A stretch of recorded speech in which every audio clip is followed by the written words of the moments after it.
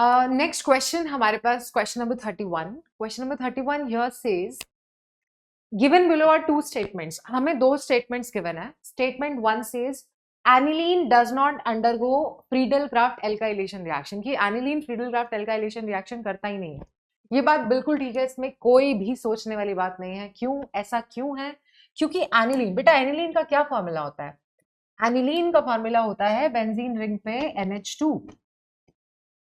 Benzene ring है, benzene ring पे NH2 है आपके पास. ओके, आपने उसकी आपको पता है कि फ्रीडल क्राफ्ट एल्काइलेशन रिएक्शन जब कराई जाती है तो वो एनहाइड्रस एल्यूमिनियम क्लोराइड के साथ कराई जाती है. एनहाइड्रस AlCl3 के साथ कराई जाती है.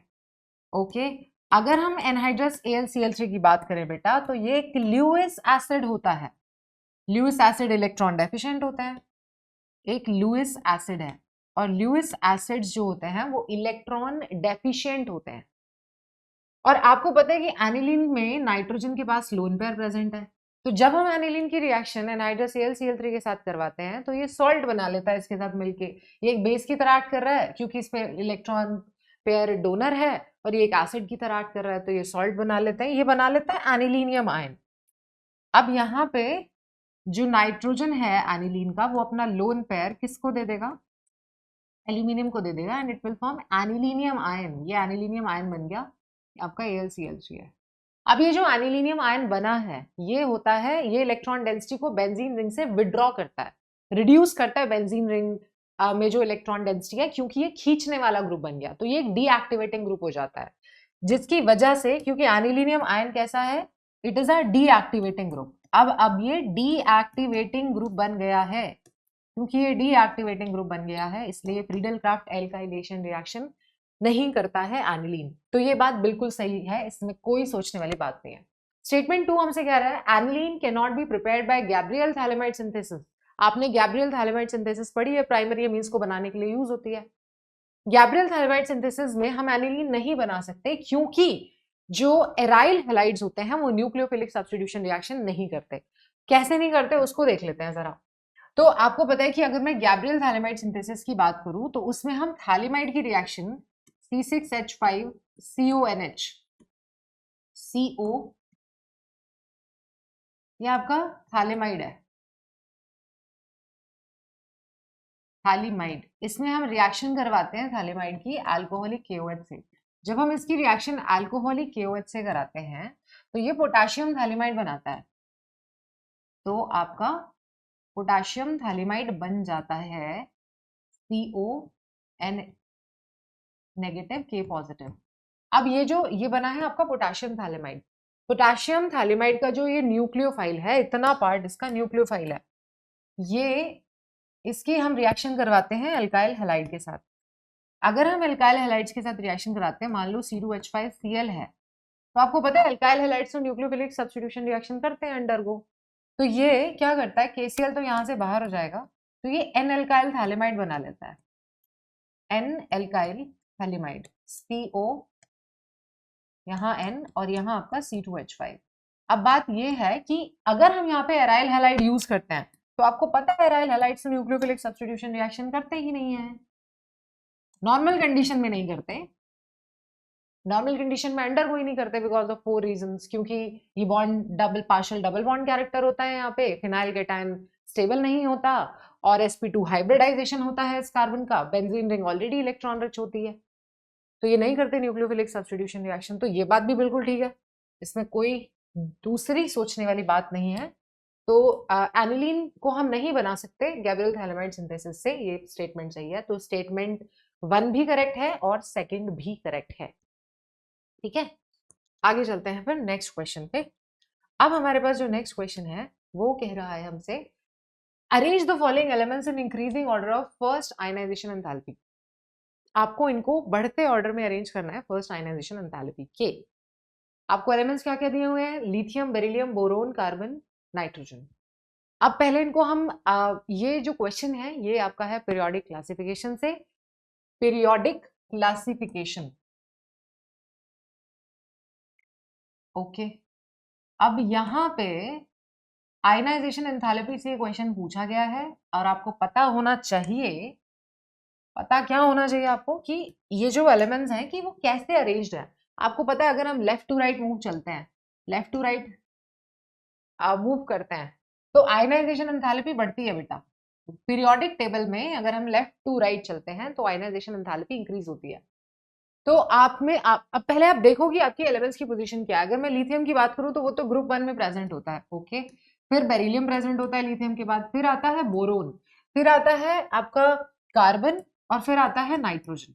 ऐसे आपकी ionization enthalpy left to right बढ़ती है, लेकिन इनमें एक्सेप्शंस भी आपने देखा होगा, और एक्सेप्शन का रीजन भी है। वो क्या है?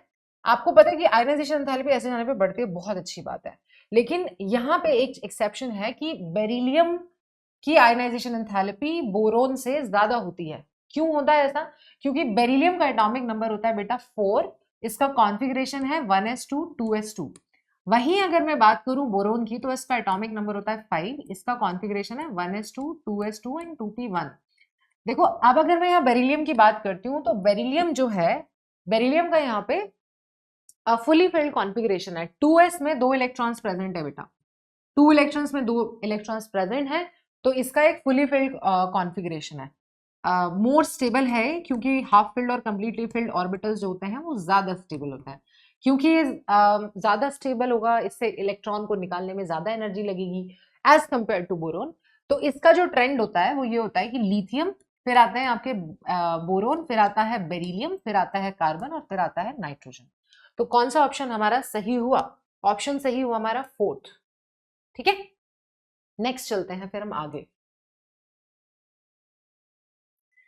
Most stable carbocation among the following is, इनमें से सबसे ज्यादा स्टेबल कार्बोकेटाइन कौन है, ये हमें बताना है।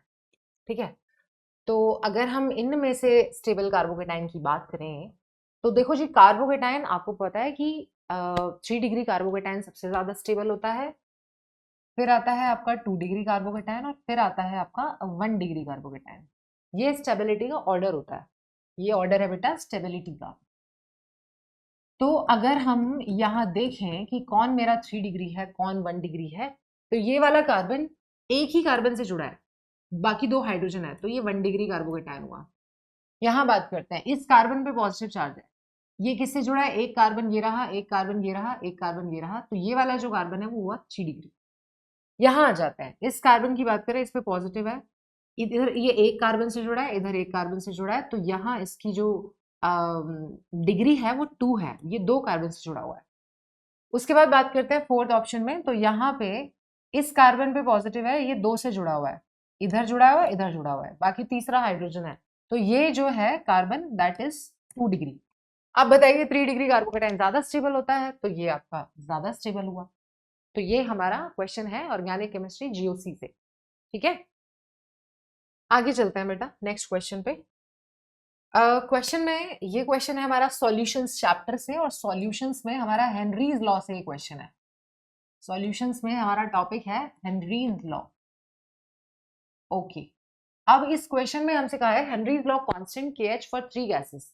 3 गैसेस के लिए आपको KH की वैल्यू गिवन है। ये गैस A के लिए है, ये B के लिए है, और ये C के लिए है। और आपको ये ध्यान रखना है कि ये जो वैल्यूज गिवन है ये किलो बार में है। मतलब A के लिए जो वैल्यू है वो है आपकी 145 इंटू 10⁻³ बार। ठीक है, बी के लिए जो वैल्यू है वो है 2 into 10⁻⁻5 into 10⁻³ bar, which is equals to 2 into 10⁻⁻2 bar. ठीक है, उसके बाद हमारे पास सी है, सी में हमारे पास लिखा है 35 किलो बार, 35 इंटू 10⁻³ बार। ठीक है जी, अब हमसे कहा है कि इनको सॉल्युबिलिटी के इंक्रीजिंग ऑर्डर में अरेंज कीजिए। नहीं, डिक्रीजिंग ऑर्डर में अरेंज किया हुआ है, तो डिक्रीजिंग ऑर्डर में अरेंज कीजिए। बेटा हेनरीज लॉ आपको पता है, सबको पता है। हेनरी ने कहा था कि जो प्रेशर ऑफ द गैस होता है वो होता है KH into mole fraction of the gas in the solution. ये होता है हेनरीज का लॉ। अब आपको पता है कि KH की वैल्यू जितनी ज्यादा होगी उतनी ही हमारी सॉल्युबिलिटी जो है, यानी जो mole fraction of the gas है, वो कम होंगे। तो हम कह सकते हैं कि KH और सॉल्युबिलिटी एक दूसरे के इनवर्सली प्रोपोर्शनल होते हैं। तो जिसका KH ज्यादा उसकी सॉल्युबिलिटी सबसे कम। KH सबसे ज्यादा मुझे जो है नजर आ रहा है वो A का आ रहा है, मतलब A की सॉल्युबिलिटी यहाँ सबसे कम होने वाली है। ठीक है, KH की वैल्यू सबसे कम किसकी है? अगर मैं बात करूँ तो सबसे कम मेरे को B के लिए दिखाई दे रही है, तो B की सॉल्युबिलिटी सबसे ज्यादा, फिर C है और फिर आपके पास A है। तो B, C एंड A आपका ऑप्शन 4 करेक्ट हुआ यहाँ पे। ठीक है, नेक्स्ट चलते हैं फिर नेक्स्ट क्वेश्चन पे। क्वेश्चन हमारा है 36 और क्वेश्चन हमसे कह रहा है एक कंपाउंड X में 32% A है, 20% B है और रिमेनिंग परसेंटेज C है। आपको बताना है एम्पेरिकल फॉर्मूला ऑफ X। अब ये क्वेश्चन हमारा बेसिक कॉन्सेप्ट से है, some basic concepts of chemistry, basic concepts of chemistry. Okay, अब यहाँ बेटा अगर हम बात करें तो हमें एलिमेंट्स का परसेंटेज दिया हुआ है और आपको बहुत अच्छे से पता है कि अगर हमें एम्पेरिकल फॉर्मूला निकालना है, ए का परसेंटेज मेरे को 32% दिया हुआ है। इसका मतलब है कि मेरे कंपाउंड में 100 ग्राम में से 32 ग्राम मेरे पास ए है। बी की बात करें तो 100 ग्राम में से 20 ग्राम मेरे पास बी है और बचा हुआ जो है वो सी है। अब सी कितना होगा, 32 और 20 कितने हुए आपके 52, तो बचा हुआ 48 ग्राम जो होगा वो आपका सी होगा। अब आपको एम्पेरिकल फॉर्मूला बताना है, तो एम्पेरिकल फॉर्मूला बताने के लिए आप मोल्स निकाल लीजिए, मोल्स का सिंपलेस्ट रेशियो ले लो, एम्पेरिकल फॉर्मूला आ जाएगा। तो हम फटाफट से नंबर ऑफ मोल्स निकाल लेते हैं। मेरे को नंबर ऑफ मोल्स चाहिए ए के, तो कैसे निकालेंगे, गिवन मास कितना हुआ 32 ग्राम, आपके पास मोलर मास दे रखा है, एटॉमिक मास किसका ए का 64 है, तो ये हो जाएगा बेटा आपका 1/2। ठीक है, तो ये 1/2 आ गया। बी की बात करते हैं, number of moles of B, given mass है 20 ग्राम, मोलर मास जो होता है बी का वो 40 होता है, तो ये भी हो गया आपका 1/2। ठीक है, अब आप सी की बात करते हैं, नंबर ऑफ मोल्स सी के निकालने हैं, तो सी का मास है 32 और आपका ये जो आपके गिवन मास है सी का मास 48 है, मैं 32 क्यों रख रही हूँ, 48 डिवाइडेड बाय 32। अब देखो 16 2 32, 16 3 48, तो ये आ गए आपके 1.5, ये है आपका 0.5, ये है आपका 0.5 और ये है आपका 1.5। नेक्स्ट स्टेप हमारा क्या होता है, अगर आपको एम्पेरिकल फॉर्मूला बताना है, स्मॉलेस्ट नंबर से डिवाइड कर दीजिए सारे मोल्स को, तो हम सारे नंबर्स को मतलब जो मोल्स आए उनको स्मॉलेस्ट वैल्यू से डिवाइड कर देंगे। अगर इसको डिवाइड करेंगे तो ये 1 आएगा, स्मॉलेस्ट वैल्यू तो देखो 0.5 ही है, 1 आएगा, इसको भी डिवाइड किया 1 आ गया। अब इसको डिवाइड करेंगे 1/1.5 डिवाइडेड बाय 0.5, तो ये आ जाएगा आपका 3, ये 3 आ गया। तो 1 1 3, यानी कि जो ए है वो है आपका 1, बी है वो है 1 और सी जो है वो 3 है, तो इसलिए आपका ऑप्शन जाएगा ऑप्शन 4।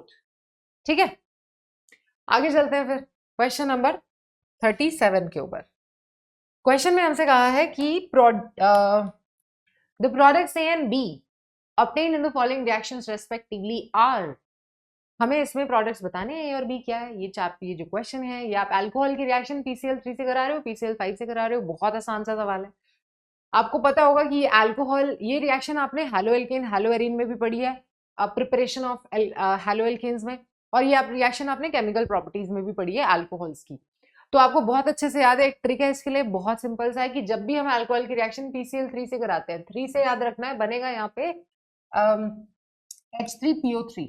ठीक है, और यहाँ PCl5 की रिएक्शन में क्या बनेगा, PCl5 की रिएक्शन में बनता है POCl3 अलॉन्ग विद HCl।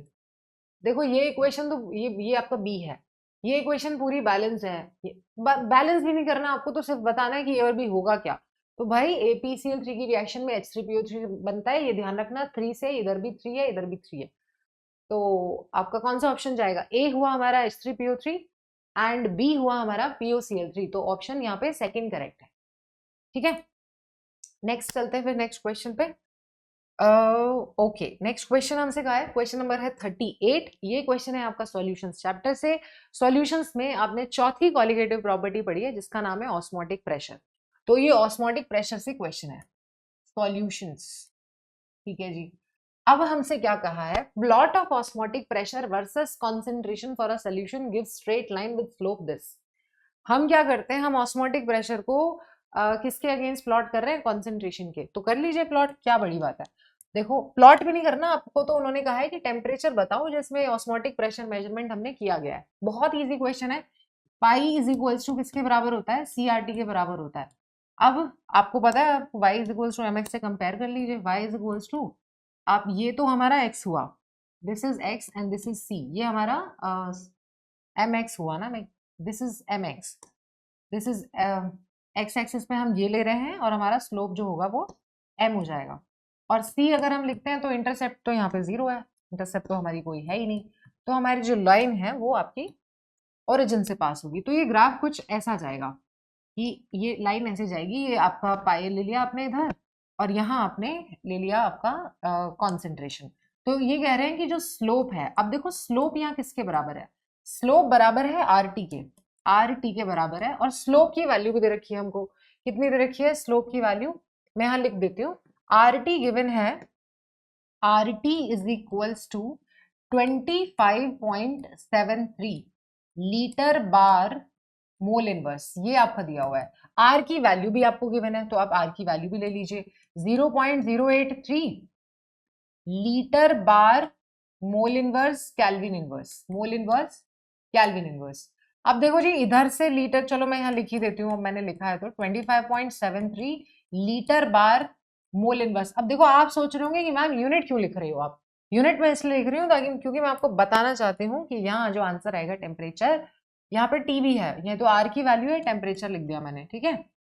अब टेम्परेचर यहाँ केल्विन में आएगा, क्यों आएगा, देखो लीटर बार मोल इनवर्स उड़ गए, कैंसिल हो गए, litre bar mole inverse cancel हो गए। तो टेम्परेचर की जो वैल्यू आएगी आपकी, टेम्परेचर बराबर हो जाएगा 25.73 अपॉन ये जो वैल्यू है दिस इज 0.083। और देखो जी ये कैल्विन इनवर्स इधर है तो इधर आके आपका ये हो जाएगा, नीचे कैल्विन इनवर्स है तो ऊपर जाके कैल्विन में आंसर आएगा आपका। लेकिन ऑप्शंस आपको डिग्री सेल्सियस में पूछे हैं। अब जरा हम इसको डिवाइड कर लेते हैं। देखो जी 83 को हमने मतलब 25730 को 83 से डिवाइड करना है, कर लेते हैं जरा फटाफट से। तो हमारे पास है 25730, इसको हमने डिवाइड किया 83 से, तो हमारे पास टेम्परेचर जो आ रहा है वो आ रहा है 310 केल्विन। लेकिन हमें तो टेम्परेचर बताना है डिग्री सेल्सियस में, तो अब मैं क्या करूं, माइनस कर दूं 273। अगर मैं 273 माइनस करती हूं तो मेरे पास कितना बचेगा, 37 डिग्री सेल्सियस आंसर आ जाएगा। तो इसलिए ऑप्शन सी करेक्ट है, यहाँ पे थर्ड ऑप्शन करेक्ट है, ठीक है। चलते हैं फिर आगे। उसके बाद हमारे पास नेक्स्ट क्वेश्चन की तरफ चलते हैं, जो कि है हमारा कोऑर्डिनेशन केमिस्ट्री से। बहुत इजी क्वेश्चन है, क्वेश्चन नंबर 40, और ये क्वेश्चन है हमारा कोऑर्डिनेशन कंपाउंड्स से, कोऑर्डिनेशन कंपाउंड्स, ठीक है, ओके। तो अब यहां हमसे कहा है कि दो स्टेटमेंट्स हमको गिवन है। स्टेटमेंट 1 कह रहा है CONH3 पॉजिटिव एक होमोलेप्टिक कॉम्प्लेक्स है। देखो होमोलेप्टिक कॉम्प्लेक्सेस वो होते हैं ऐसा कॉम्प्लेक्स जिसमें जो लीगेंड्स हो वो सेम हो। तो देखो आप कोबाल्ट के साथ छह अमोनिया जुड़े हुए हैं और अमोनिया सारे 6 के 6 सेम है लीगेंड्स, तो ये होमोलेप्टिक कॉम्प्लेक्स है, सही बात है। वेराज CONH3 is a heteroleptic complex, ये भी बात बिल्कुल सही है क्योंकि इसमें डिफरेंट लीगेंड्स है, एक लीगेंड तो ये रहा, दूसरा टाइप ऑफ लीगेंड क्लोरीन है आपके पास, क्लोराइड। तो ये स्टेटमेंट बिल्कुल सही है, इसमें कुछ भी गलत नहीं है। स्टेटमेंट 2 देख लेते हैं। इन्होंने कहा कॉम्प्लेक्स CONH3 पॉजिटिव, इसमें वन काइंड ऑफ लीगेंड है, इसमें एक तरीके का लीगेंड है और इसमें दो तरीके के लीगेंड है एक दिन।